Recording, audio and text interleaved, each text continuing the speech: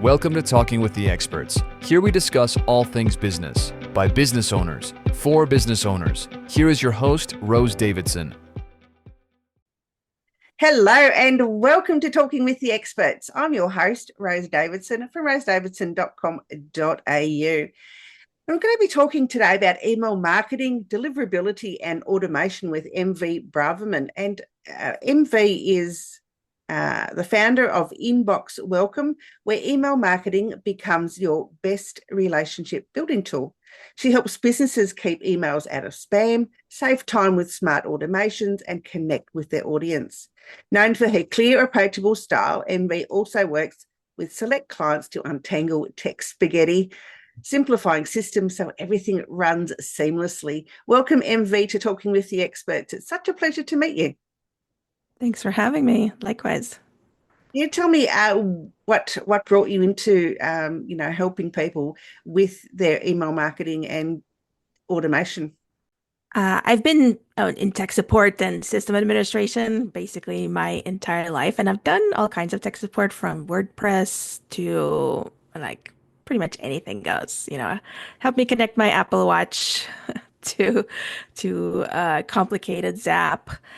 But I've always been told that I'm supposed to specialize, and eventually it did actually manage to specialize. So I'm also a Google Workspace administrator, and I had a client come to me wondering why her proposals that were requested by the audience, but they weren't reaching the people she was sending them to. And so that was my first dive into deliverability a few years ago.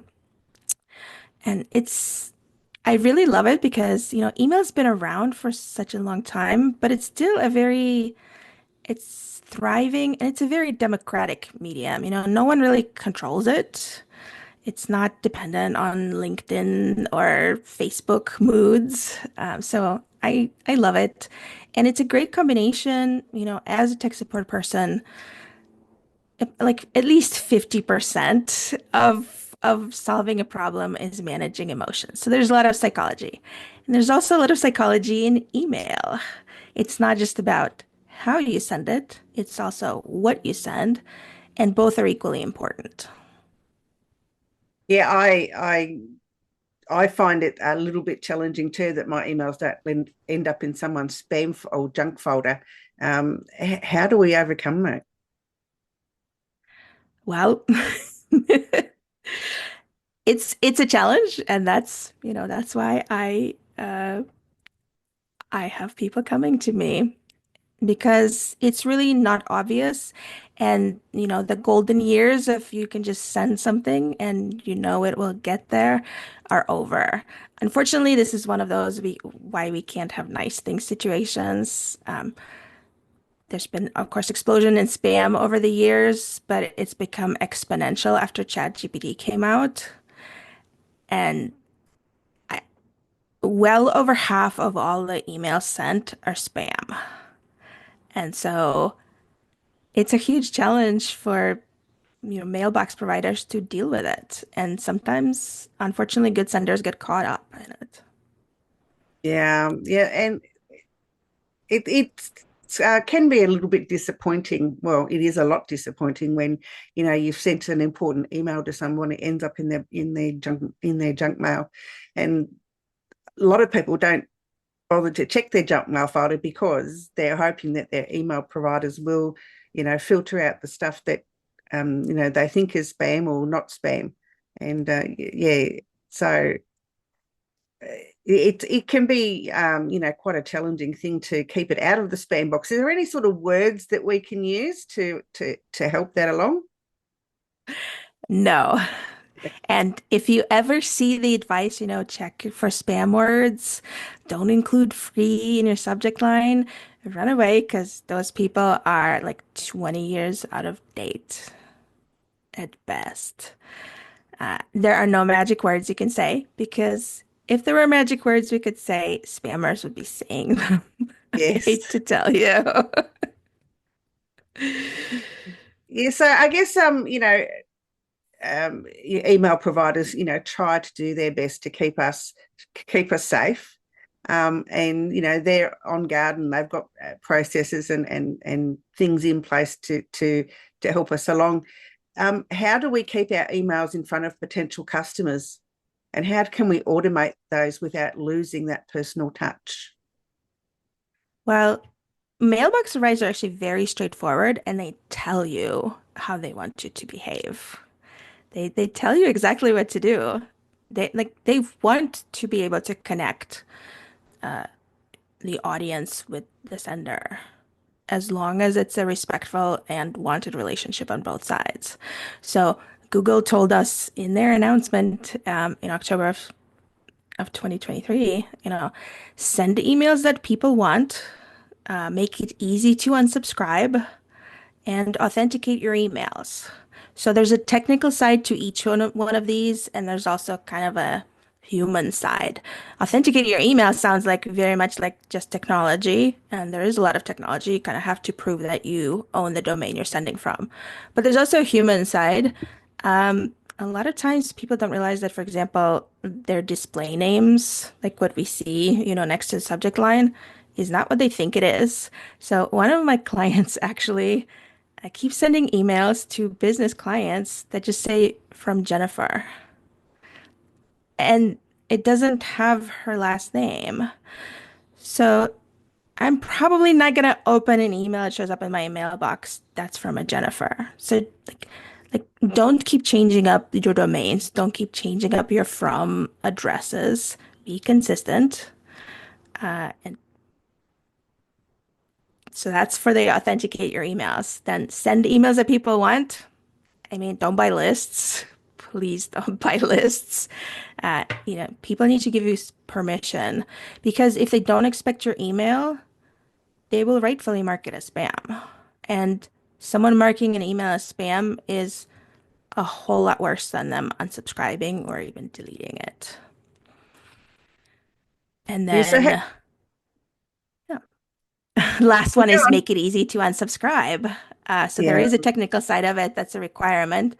But I don't know about you. I've seen a lot of emails where the unsubscribe link is tiny. Sometimes it's non-existent.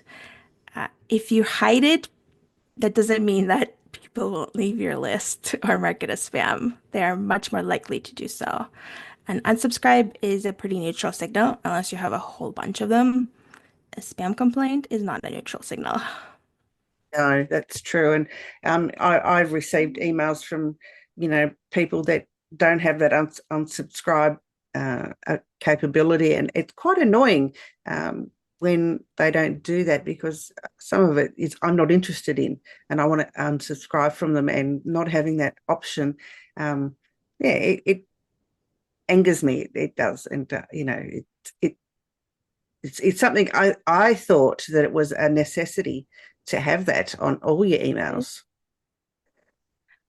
It is a necessity on marketing emails.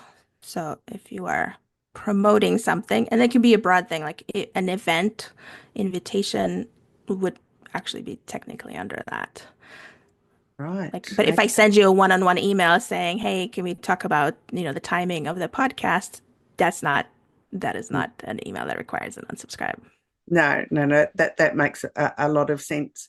So how do we how do we automate our emails so that we can stay in touch with people? Well, first, understand the value of automation.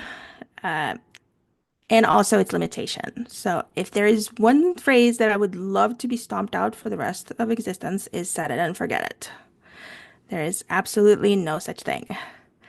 Because if you set it and forget it, your your automation is still delivering that first impression, but it may well be completely out of date. I actually recently subscribed to someone's list because I like to go to websites of the community members I'm in, just look at their website, subscribe to their list. So I subscribed to the list and I got an acknowledgement, a welcome email saying, our community is closed. We reopen 4 times a year. The next time it's going to open is September 2022. That is, it's May 2025. That is not what they want. That is not the first impression they wanted to be delivering. They just didn't know that it was happening. So automation is just speeding up or making it more broadly available. Something like it's a multiplier. It's not a replacement. So if you create really thoughtful emails and that is the first impression that you're delivering, then automation is going to make it so much better. Mm. Yeah, and people have to be aware that they have to, keep working on their automation or their email sequences because, as you say, you've got an out of date message and obviously haven't checked it for 3 years or 4 years or whatever. Not good, not good businessmanship, is it at all? Yeah. And the number one advice, I don't actually get asked this, but I wish I would. So I'm just going to pretend that you asked me this question. But the easiest thing you can do to improve the health of your email list is to just regularly go and subscribe to your list because you're going to see the things you don't see in your platform. You know, I've had two clients at this point who did not realize that there were a separate platform running automations in parallel. So their new subscribers are receiving double the emails that they thought they were receiving, which of course overwhelmed them and decreased the reputation of their domain. That's interesting. Yeah, I have subscribed to all of my email sequences, either from one email address or another, just so that I can see what the emails look like when they're sent out, and Yeah. if and just to make sure that they're set out right. I mean, because when you're looking on the platform that you've got your sequence set on, it doesn't look the same as when it's actually received by Nope. someone. So it's always really helpful to, as you say, subscribe to your own lists. Or use the view function that is available in most email providers, where automation providers, I should say, that can help you to look to see what the email looks like before it's sent out. I use Uh, that function that's a great quite start, often. but sometimes, there might be like if you add multiple lead magnets, what if someone subscribes to several of them? Are they getting all of those emails at once? Is there something else going on? So again, looking in the platform is definitely step one, absolutely.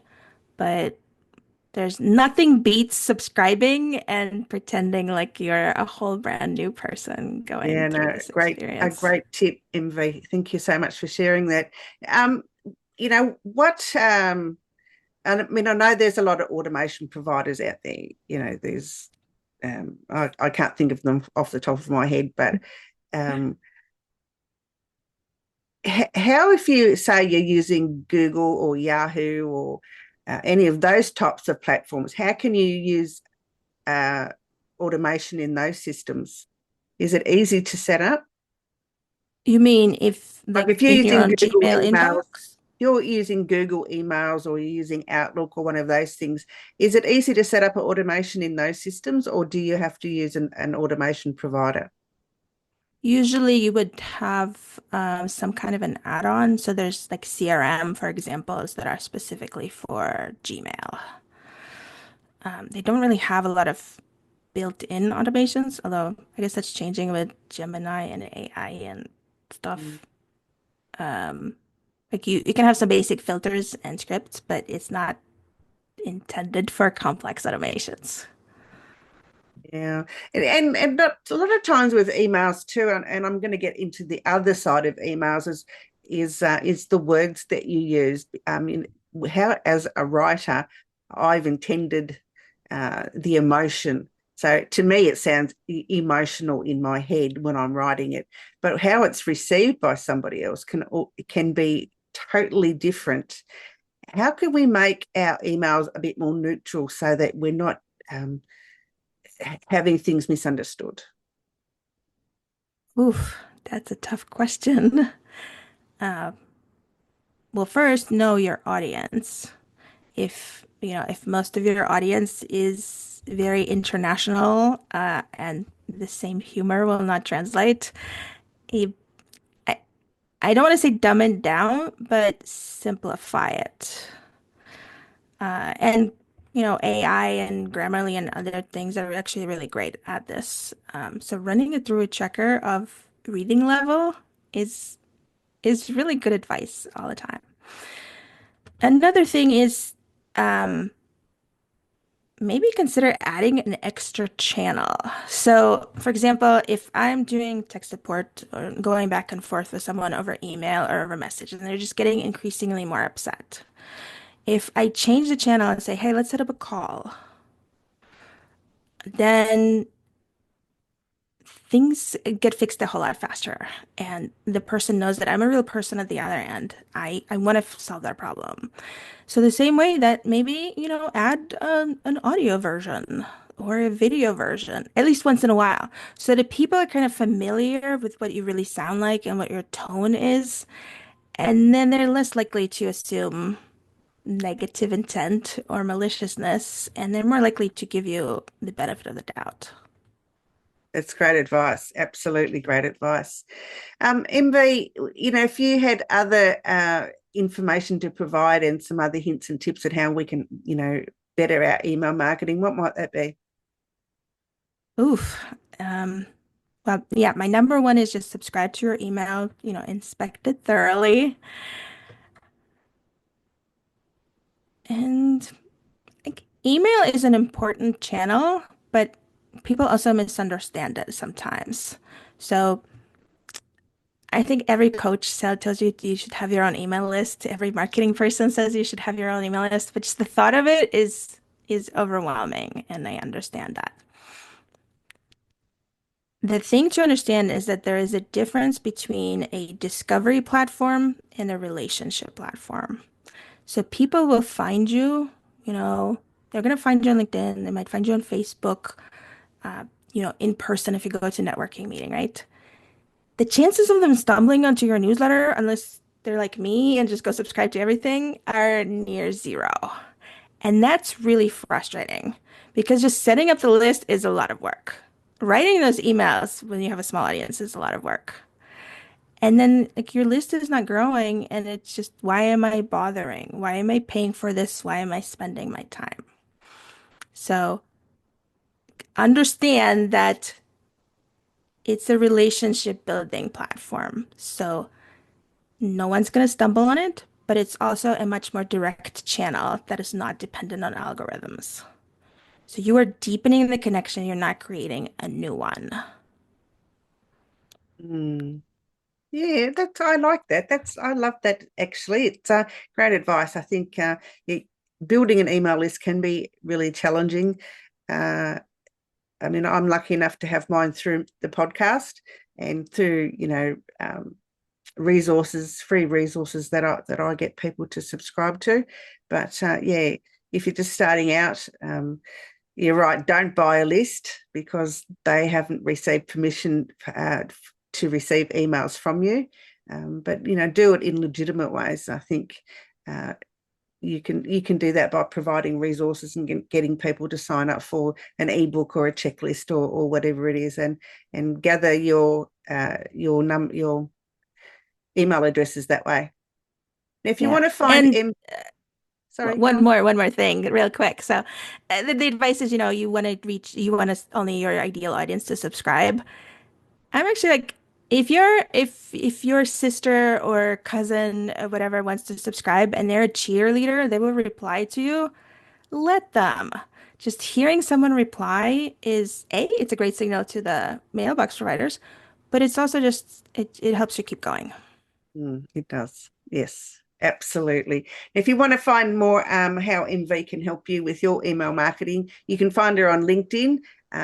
She has a website at inboxborkum.com, and she would like to share with you her inboxborkum.com/everything. What can people find in there, MV?